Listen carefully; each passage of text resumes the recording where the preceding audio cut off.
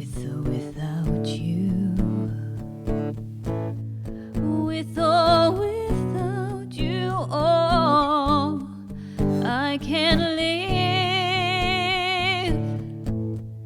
with or without you. Hey everybody, let's learn With or Without You by U2. I'm going to be showing you a couple different ways to do this. First one involves a bar chord, and then I'm going to be showing you some alternate chords on Capo 2 that will eliminate the bar chords but still sound just as cool. What you're going to need is a D chord, an A chord, a B minor, and a G. So the entire song is D for 4 counts, A for 4 counts, B minor for 4 counts, and G for 4 counts. That's it, until you get to the very end. There is a D to a D suspension at the very end. Okay, but we'll get there in a second.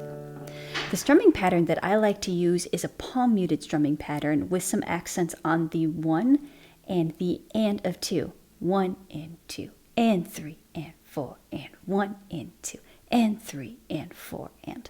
So let me show you a couple little tricks when it comes to the palm muting part. You're going to take your palm and you're going to bring it closer to the bridge and saddle like this. When you do that, you're allowing the strings to ring out just a little bit without being fully sounded, right? If you bring it closer to the sound hole, you're going to hear more of a click.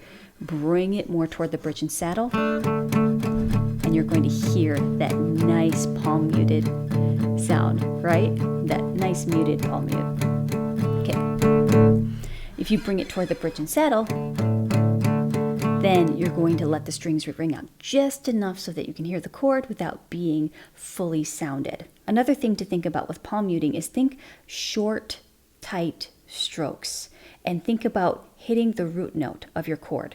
So I have a D chord right here. Think about hitting the D string first and then a short downstroke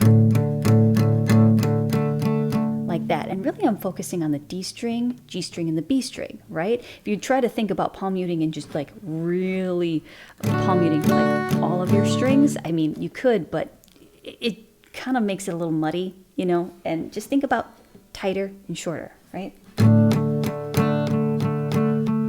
All right, now with the accents, what you're going to do is you're just going to give a little bit more oomph, just a little more effort on counts 1 and the and of 2, and then pull back on the rest of the counts, okay? So just think about like 1 and 2 and 3 and 4 and 1 and 2 and 3 and 4 and 1 and 2 and 3 and 4 and 2 and 3 and 4 and 1 and 2 and 3 and 4 and. All right, doesn't have to be perfect, like just hitting the right, like, oh, am I going to hit the right strings? If you hold the D chord, you can't lose, all right? Accidentally hit another string, like the A string at first, it's going to be fine. Don't focus on perfection. Now we have the A chord. This is when you're going to bring your pick just up a little bit more and you're going to aim for that A string to palm mute. This is where the thumb comes over and curls over and mutes that E string. And then that A string is going to ring out just fine. Same with the B minor. Focus on the A string.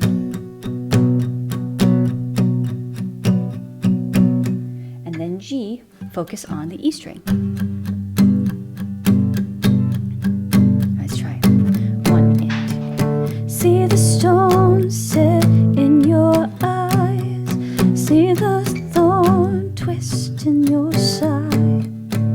I wait for you.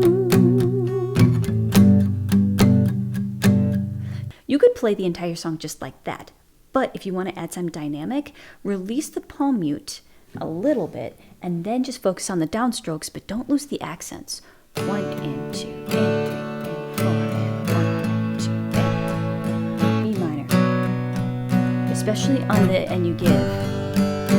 And you give yourself away, and you give yourself away, and you give, and you give, and you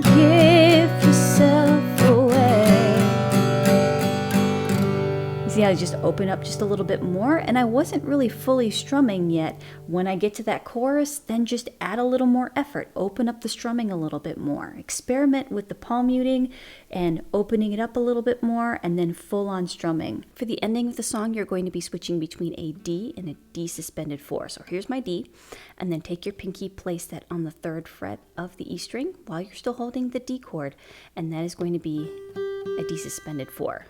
D, D suspended 4. So I'm going to be using the same strumming pattern, 1 and 2 and 3 and 4 and 1 and 2 and 3. Now D suspended 4.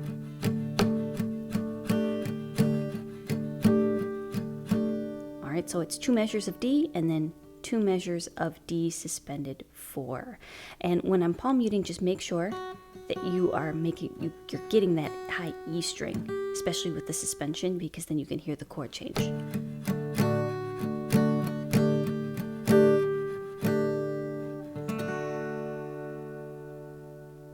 Now, if you're like, Katie, I don't like bar chords. They're not my friend yet. Well, just say yet, okay? You're going to get there. I believe in you. But here's another option.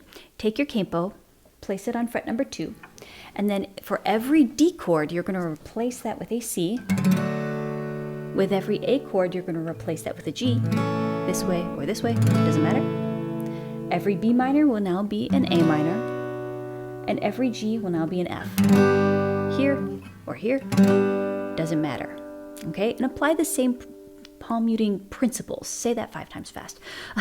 Apply the same. Your palm muting is just going to just adjust a little bit, just what string you're going to aim for. When you play the C chord, aim for the A string. For the G chord, aim for the E string. A minor, aim for the A string. And if you're playing an F bar chord, aim for the E string. If you're playing this F, aim for the D string.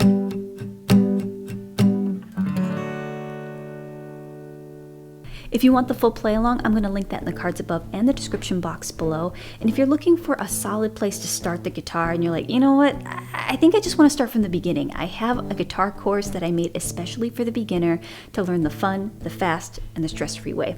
I'm going to link it over here, and I hope to see you there. And remember, you are loved. Happy strumming.